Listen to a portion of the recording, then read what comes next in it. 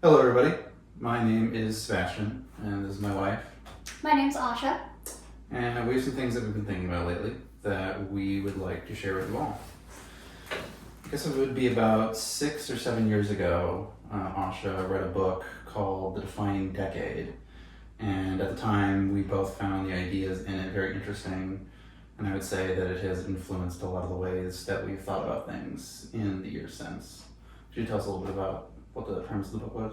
Yes, absolutely. So the idea behind the book was that you use your 10 years that you have in your 20s to plan out and decide what you really want for yourself. I think that there's this idea in our culture today that your 20s are kind of in prolonged adolescence, I guess, and they're intended to just be there for fun and do what you want, and you'll get serious in your 30s. Whereas the author of this book, I believe she's a developmental psychologist, really challenged that idea to say that the 20s are actually really important. It's important to know what you want. It's important to build up a good reputation. She calls that identity capital. It's important to know if you want children, to know what to expect from you both biologically and psychologically as a parent, and also how to build up financial wealth and resources so that when you go to actually do what you want with your life, so to speak, aside from the immediate kind of fun stuff, you actually have a wealth built up and a savings built up. And how do you go from being 18, 19 years old, potentially in college or just starting your first job, to actually being 30 and getting what you want? Because she would argue that, contrary to popular cultural beliefs, what you want doesn't just magically happen overnight. Yeah, the idea I really took from it was that even if you aren't being intentional in your 20s, it's still defining your future for you, whether you're aware of it or not. So simply Yes. not being intentional doesn't make your 20s not impactful for the rest of your life. Mm-hmm. It simply means that you're not in control of what impact it will have on the rest of your life. Yes, exactly. You're not terribly well prepared to live the rest of your life if you don't use your 20s well. Right. So as Asha and I are coming into the last few years of our 20s, we thought it might be interesting to kind of take a look back at a few of the things that have been very defining for us and see how the choices we made, for better or for worse, have kind of set up what things will probably look like for us in the next few decades. Yes, absolutely. So first thing, kind of an obvious one, is going to college. Mm-hmm. And some of the choices that we made around that. Mm-hmm. I'll tell my story a little bit and kind of the impact that it's had on me. I got a bachelor's degree in aerospace engineering. Took me 6 years to do it. Turns out engineering school is hard, and it was especially hard for me. So I took a couple extra years to do it. Ended up graduating with a degree in something that I really like to do. I really like the field and I like the industry. So I have a job that I really enjoy, which allows us to have the income that we need to live our life, and so there's a lot of positives on that front. On the other hand, that was 6 years that, the time that I spent was narrowing the options of what I had later on in life. That's not necessarily a bad thing, Mm-hmm. but when you're a teenager, or maybe in your early 20s, you've got almost all of the options in the world available to you in terms of careers or you want to travel, you want to do all sorts of different things. But once you start investing money and investing time in gaining a certain skill set, then you find, like in my case, there's only certain places that you can live, and there's certain kinds of people that you're going to work with for the rest of your life. And there's a certain amount of energy and focus that you have to have on a career. There's some careers where you could probably step away for 5 or 6 years to have kids or something like that, and then you could step right back in and be none the worse for it. Something like engineering, it's a field that tends to evolve kind of rapidly, and so if you step away for 5 or 6 years, you can't necessarily just jump right back in. And so I don't have necessarily the kind of flexibility. This is something that I have to continue to focus on. And then this is true for both of us, of course, but there's just the financial cost of going to college. We still have student debt that we're paying off, and so as we go into our For a while. right, certainly through our 30s, I think. Yeah. And so those choices that we've made have defined our financial reality, both positive in terms of income and negative in terms of debt, for at least the next 10 years.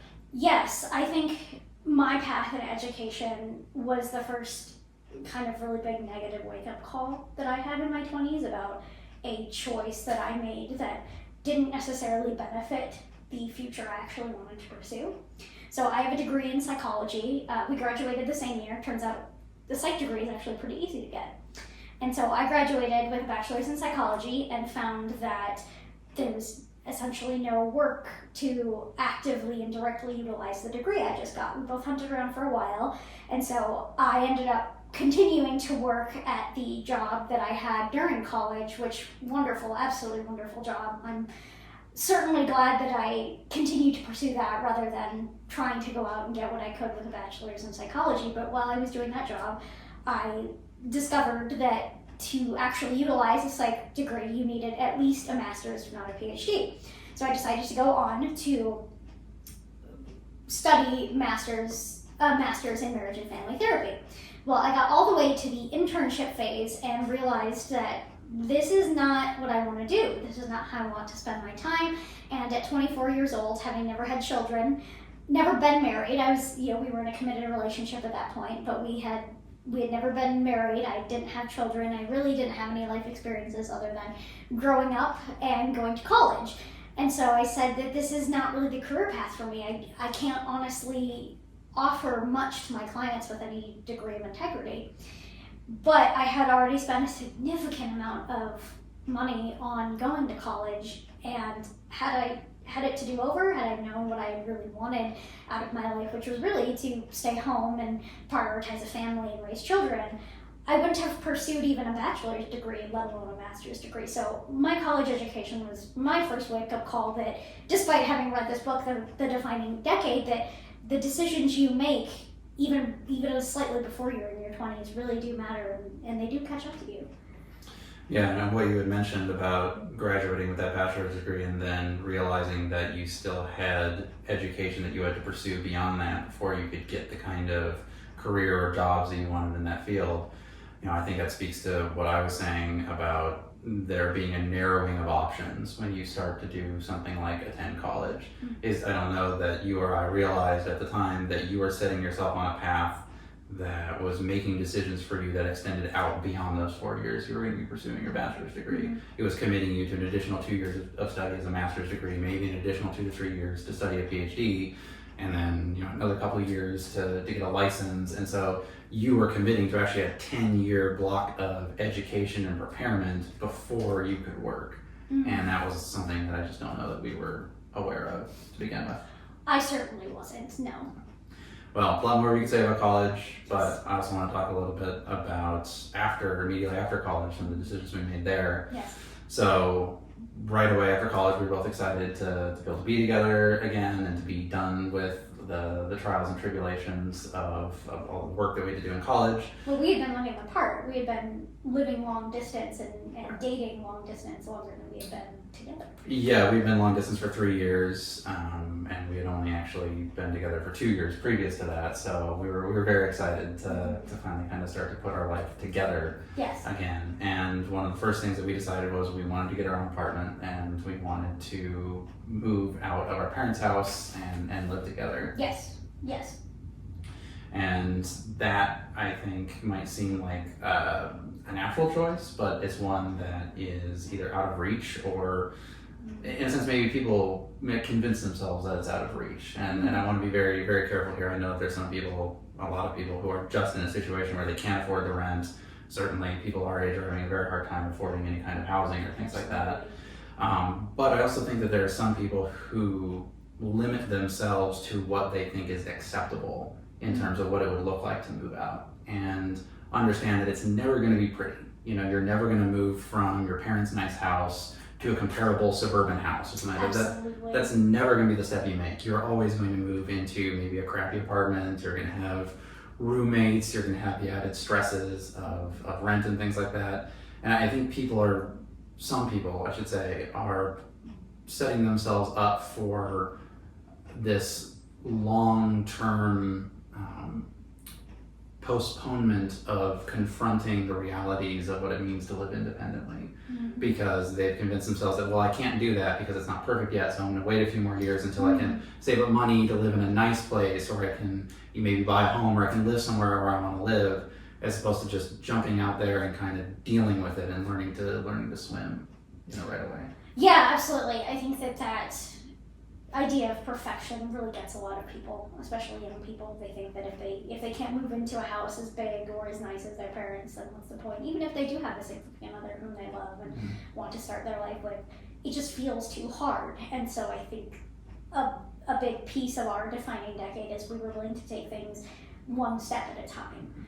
The apartment we moved into was obviously not as nice as the homes that our parents came to afford over several decades, but it was nice enough for what it was. In fact, it was very nice, and we were able to kind of start our lives, and by moving in together and experiencing life together, we were able to then decide what kind of lifestyle we wanted. And I think that's another big decision we made in our defining decade, is the kind of life we wanted to have. And I think that really didn't start until we had a feel for the kind of life we wanted to have. Did we just want to be kind of the roommate type of relationship where you just live together and you share expenses and you kind of just have fun through life, or do we want to be a family that shares in responsibilities and roles? Do we want to continue to negotiate that? Do we want to work as a household, or do we just simply want to live together?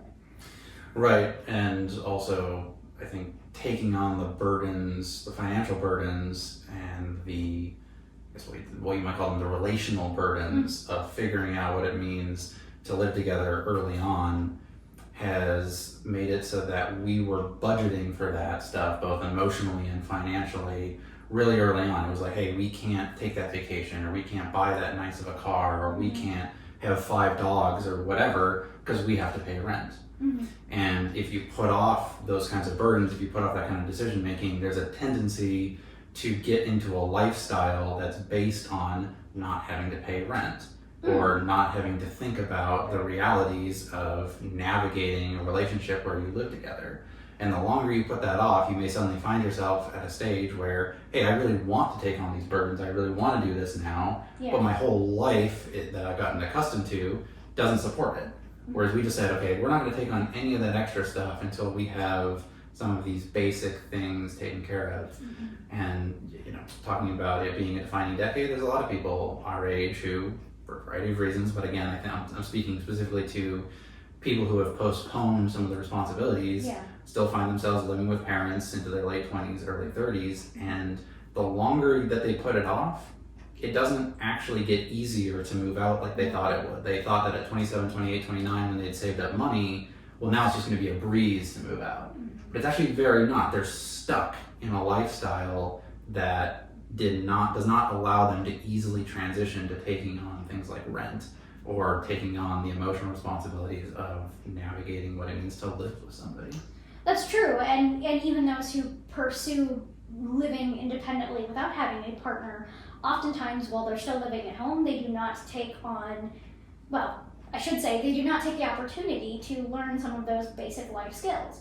And so, if they're 28, 29, maybe even 30, and they've saved up enough money to live independently, they then think to themselves, well, my mom still cooks my meals, or maybe she does my laundry, maybe dad mows the lawn. You don't actually know how to manage a household in any way beyond just someone who lives in a home and that others do things for them. There are certainly a few people who do take on that responsibility and opportunity, and they are much better suited to move out. But you're right, there's all these other hidden costs of continuing to live at home until it's perfect that people don't even think about until they're packing up the moving truck and they have no pots and pans.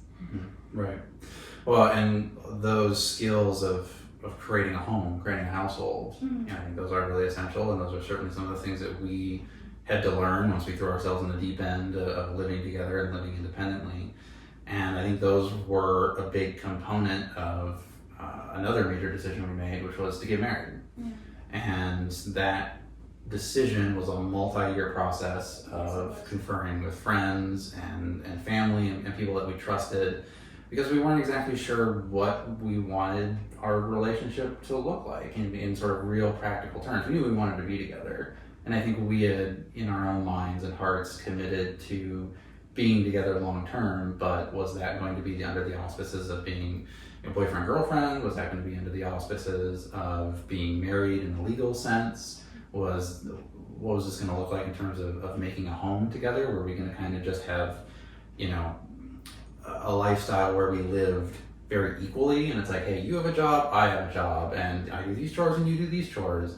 Or were we going to try and specialize and say, hey, I'm going to take over this area of creating a home and get really good at it, and you're going to take over this area, and long term, what did we want out of our relationship? It's not just enough to be together, but did we want to raise a family, so on and so forth. So a lot of questions that went into that decision to get married. Absolutely. And what was the purpose? What was the point of getting married? Why couldn't we just live as boyfriend and girlfriend? Why did it start to kind of turn sour in our mouths to say, oh, this is my boyfriend, when we had been together for, 5, 6, I think we were together for 7 years by the time we got married, and we just, at least I personally, got tired of you just being my boyfriend. You were more than that. You were my partner and my equal and really my husband in every way except legally. And for me at that point, it was like there was no reason not to. All the fears of how we grew up and the situations we were in our own family structure, they have largely gone away just by experiencing life together and saying, hey, we can go from teenagers in love to actual adults living together day to day, sitting down and making decisions, And so I think to get married, it was sort of obvious by the time we did it, because we had already been living that way for so long. Like you said, we were already emotionally committed to each other long before that. It's true, but deciding what form that was going to take and really taking those next steps to write vows, to make a commitment in front of the people that we loved and that were really important and that we were asking to hold us accountable, to make our relationship ceremonial as opposed to just, hey, it's something we do every day, it's very casual. Those are all things that forced us to mature. It forced us to think a lot more clearly about how our relationship embodies values that we hold. Absolutely. And what sort of duties and obligations we have to other people, and what kind of people in our life are actually supportive of our relationship. They don't just sort of tolerate that, hey, we date, but they support any move that we might make towards the future, towards improvement. And kind of like with moving in, those are decisions that you can put off. And hey, if you don't have the opportunity to be married, we were very lucky that we met each other so early on and we had that opportunity, but we could have chosen to put off those maturing decisions for many more years, and then we would have had to do that work in our 30s. Yes. But we did the work in our 20s, and so now going into our 30s, we already have that groundwork laid, and we're already reaping the benefits of that hard work. Absolutely, and I think coming with the terms of marriage also came with, as you sort of alluded to earlier, the change of relationships with our friends and family.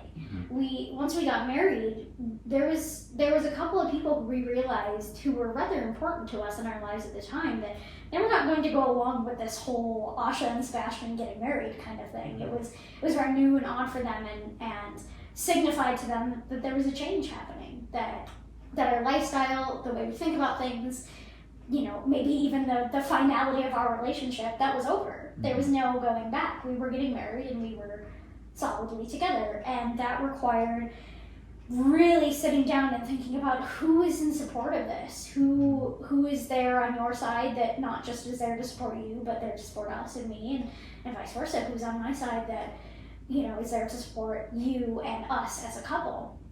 And that required not only strengthening relationships with friends that really came together to support us, but also setting some pretty strong and frigid boundaries with a couple of people in our family and friend group.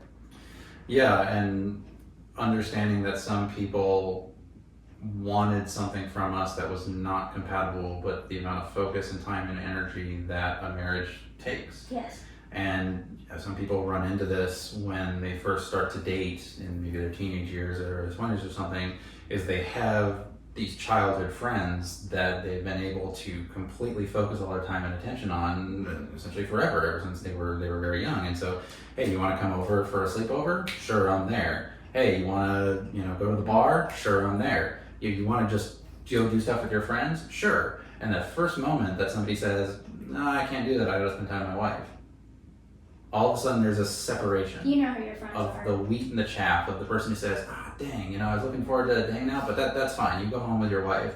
Yeah. And then the person who grouses about it and is like, what? Come on, that's lame, man. Mm-hmm. And they're saying, in a sense, you have to choose between me, your friend, and this girlfriend or this committed partner that you have. Yes. And let me tell you, if you try to make someone make that decision and you're the friend, you're always going to lose. You're always going to lose it. You have to learn how to fit into your friends' lives at each stage as they move along. And yeah, there were some people who were not okay with the fact that you and I were going to be investing a lot more time and energy into this, and that meant that we couldn't just at the drop of a hat prioritize whatever they were interested in. Yes, I think it's important to remember that as you gain a family with someone, you will lose people. You will lose friends. You will not walk away with the same friends you started with. And, you know, I think, to be fair to both sides, not play into one particular stereotype of the friend that, you know, gets mad at his friend for choosing his girlfriend, but on the more feminine side of things, you have at least I experienced this very interesting thing where all of a suddenly I had a couple of friends who wanted to do all these things with me that they had never wanted before. You know, they wanted to travel and they wanted to, you know, go out more, and they wanted to, suddenly I found people reconnected with me somewhat artificially when you and I were making that commitment. And it's almost like I was being tested by a lot of my female friendships to say, hey, well, you're still one of the girls, right? You still are loyal to us, right? We can get together and trash talk our boyfriends and shit talk men, right? And that was not the position I was in. You know, it's when your friends cannot accept that you spend more time with your significant other, or that you protect them both privately and publicly, that you're not going to sit there and just bash them and belittle them and make them out to be somebody that has ruined your life or keeps you in chains. I'm not willing to do that.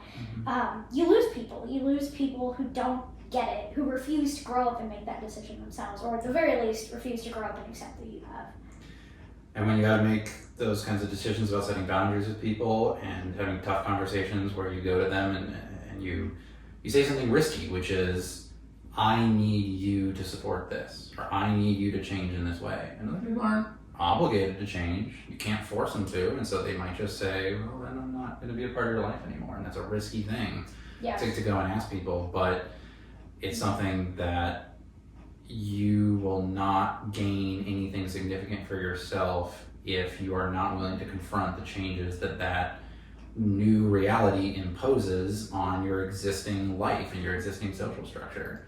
And so, you know, going into our 30s, there's been some people who we've gained as friends who have been really solid. There's been some friendships that have been solidified in ways that I never could have imagined when the only thing I ever had in contact with them was that we hung out every once in a while. I mean, now these are fast, lifelong friends that are solidified. Absolutely. And there's unfortunately some people who have gone away and have gone by the wayside. And that's not limited to friendships either.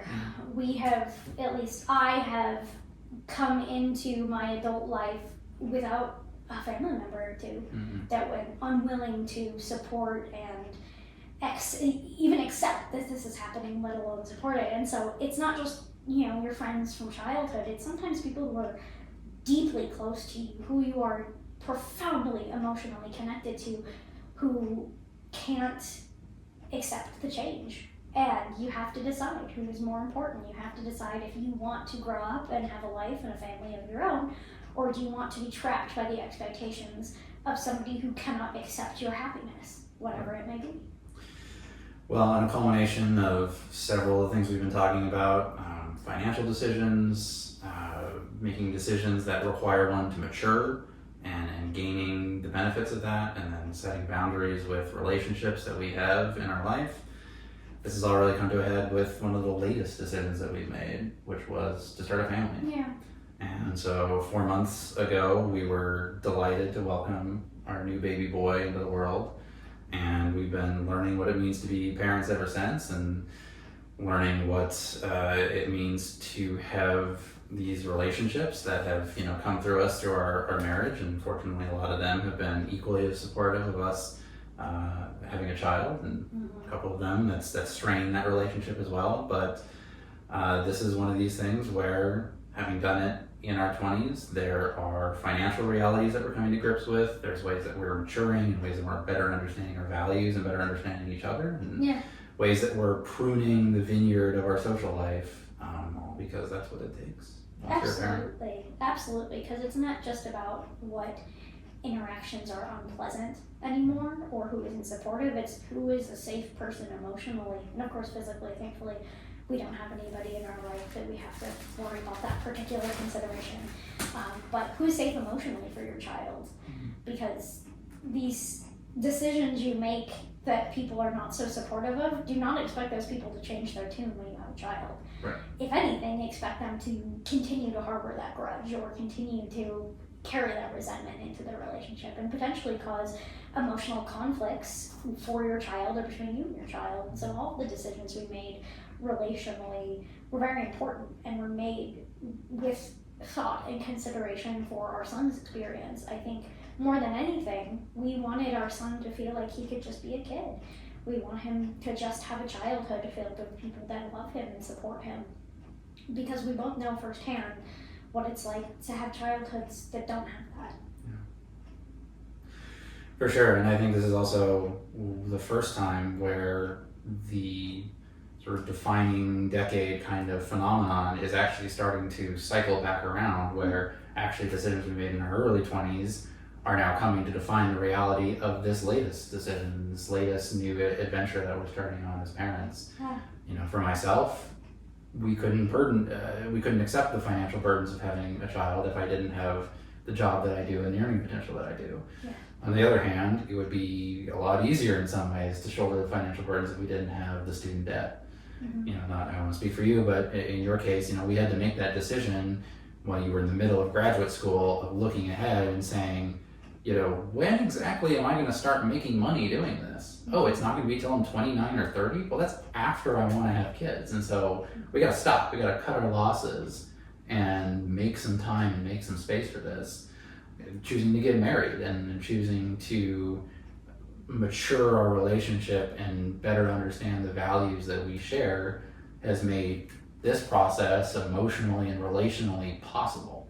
I mean, you don't have time to really sort out the basic stuff when you've got diapers and getting woken up at 4 a.m. and bottle feedings and pediatric appointments and things like that. It's like the basics have got to be there, otherwise you're really going to be scrambling. And so I'm glad that we took care of a lot of those basics around the time we were getting married. And it's going to be a detriment to your children as well.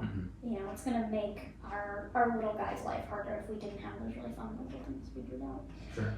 So we are both almost through our 20s. You're turning 29 in a couple weeks here, and I just turned 27. So we're getting pretty close to 30. So what does the future have in store for us after all of these very important fundamental decisions we've made? Well, I think that I'm optimistic about our ability to benefit from the fruits of these major decisions that we've made. I think that we're very fortunate that we decided to get intentional about our lives earlier than some people, and that's not because we're geniuses. It's because we read this book and we were like, wow, that makes a lot of sense. And then we still made mistakes too. Well, naturally, but being intentional about it has been worth it at every stage.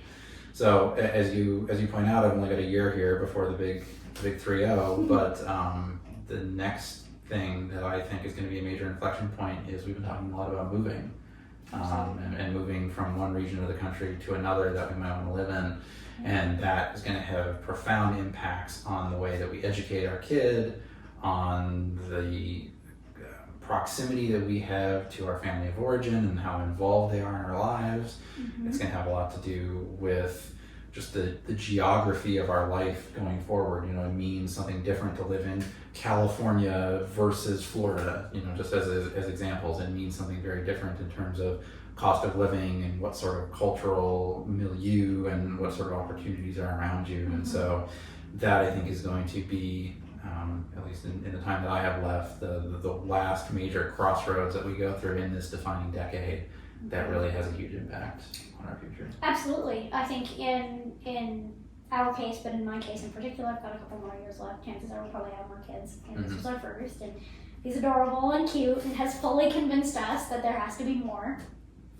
And also homeschooling. You know, we really committed to raising our son primarily within our home, and taking back a lot of the control that parents in our modern age have lost through the traditional public school system as well as even private schools. You know, it's sort of expected in the standard that you send your child to school to somebody else, kindergarten through 12th grade. Nowadays, you know, starting even earlier. I know this from experience from working in a preschool, and after that experience and after my personal experience in public school, I really wanted to commit myself to educating our son and our future children the way that I wished I had been educated, the way that I believe will lead to not necessarily a traditional sense of success and accomplishment, but a really sincere one.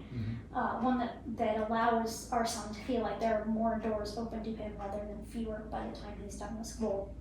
And I think also simplifying our values. You know, there's always tough times to be lived in, but these, I think, to everybody have felt particularly tough, and I think it's important to keep our sight aligned with what we value rather than the kind of financial lifestyle we want to have. And so I think for me, really learning and continuing to learn to stay focused on the really important and key values, especially as we decide to move. Where do we move?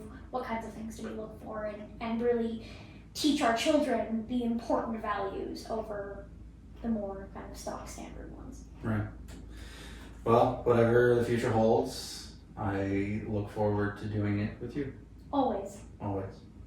Thank you so much for watching. Thank you, and I hope that you've found some of what we've talked about interesting. Hopefully it's convinced some people watching to maybe think about their life a little bit more intentionally, whatever decade of life you're living in. Yes. And if you want to read the book that we've been talking about, The Defining Decade by, was it written by? I believe it's Dr. Meg J, The Defining Decade by Dr. Meg J. Sure, well, we both highly recommend it. Yes. So. And it's never too late to make a change. You don't have to be 21 and read the book and do all the right things. Very true. Well, thank you all for your time. Thank you.